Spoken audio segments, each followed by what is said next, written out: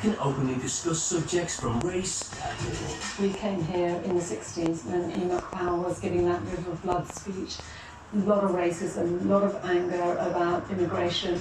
To mental health. A lot of people don't know how to talk about it and how to handle it. I almost lost my life because I didn't talk. It's all the idea of former finance professional Gian Power. He left a high-flying career in the city to bring together a team of speakers he calls the Lions Club.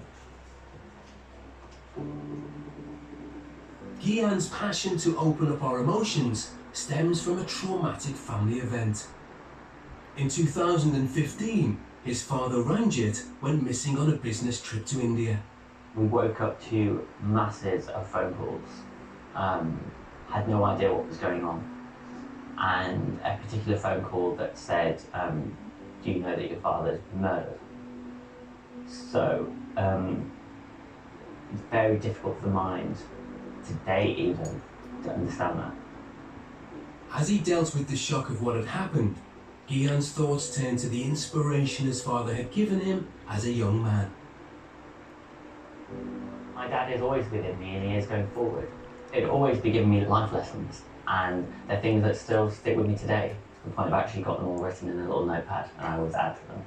So massively inspirational and will continue to be. Gian was at a turning point in his life.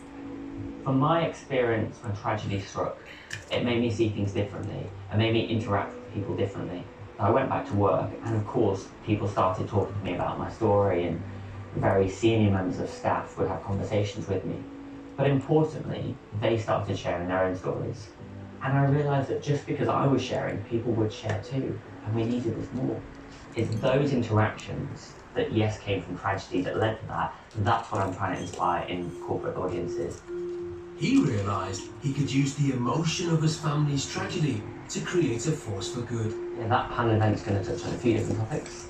He brought together a team of public speakers, each with a personal story, designed to encourage audiences to be more open about themselves. When they get into the room, what they see is actually this person's got another side to them. Behind that, there is a person, and they've all encountered their issues. And I think what I'm trying to show is that everybody has a story. With a £20,000 startup loan from an ethical lender, the Lions found their roar. Having the startup loan of the £20,000, what it's meant is that, yeah, the business is now revenue generating. We can start growing the business and having more of an impact. Each of Gian's 20 Lion speakers have gone through events directly related to the subject they are championing. I think you're going to be speaking at Titan this year, yes, which is brilliant. Yeah, we're looking Thank you forward so to much. it. It's a pleasure. Actor Danny Rahim's been in EastEnders and Death in Paradise. But he's here to talk about his real-life experiences of mental health issues in his own family when he was a teenager.